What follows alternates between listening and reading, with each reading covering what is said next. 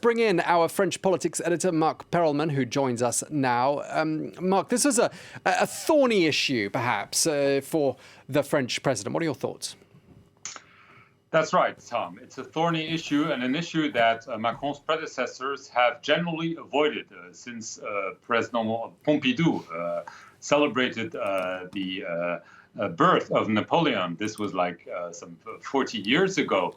There was no effort by all the ensuing presidents to commemorate Napoleon, much less to celebrate him. Be it Jacques Chirac, Nicolas Sarkozy, François Hollande, you name them.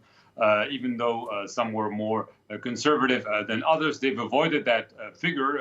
Emmanuel Macron hesitated for a long, long time before deciding that he would deliver a speech and make all those gestures like laying a wreath later on, as you just mentioned, because Napoleon's legacy is obviously a controversial legacy, a dual legacy. Yes, he was a great military leader, but this led to many, many deaths of French soldiers, but obviously from other countries and civilians as well. You mentioned that he reestablished slavery 8 years after it was abolished by the French revolutionaries. Clearly, there's also a legacy that we can still see every day, the creation of the prefects, which are essentially the regional administrative leaders, exist to this day, the penal code, many other ways of organizing the French state after years of chaos following the revolution and its aftermath.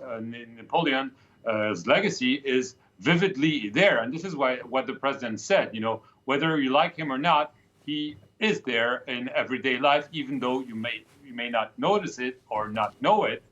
So this is why he wanted, as you mentioned, to commemorate. Commemorate doesn't mean celebrate. And Emmanuel Macron has been doing this for a number of issues, going from Napoleon to France's colonial legacy, because he thinks, and maybe because he's a very young president in a way, that France needs to address its history right in the eyes. It might not always be pleasant, but he is quite keen on commemorating France's past heroes or villains and France's past legacy. Yeah, you make an interesting point there. Of course, President Macron is the youngest French leader since Napoleon. And you're touching on an interesting point, because President Macron, we've got to know him these last 4 years that he's been in the Elysee Palace. He does seem, as you say, to rather enjoy commemorating and debating historical figures and events. Is that a fair comment, do you think?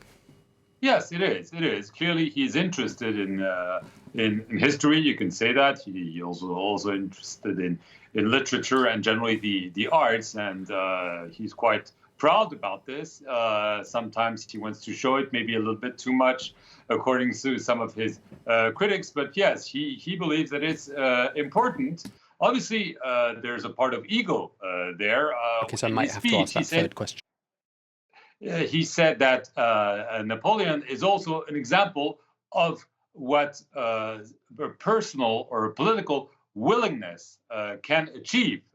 And he used a sentence that he often uses when he says he makes a decision, whether it's about a lockdown or another issue. He said Napoleon is someone who took his risk, someone who was able really to, through his own will, willpower and so on, someone who came from Corsica, really made his way up to the very top of France and even Europe at some point.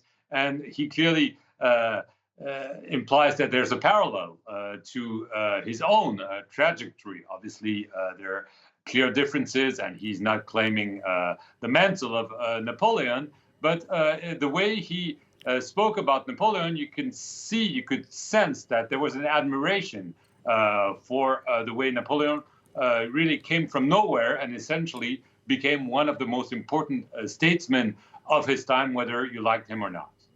OK, well, thank you so much for that analysis. Our French politics editor, Marc Perelman. Thank you to you.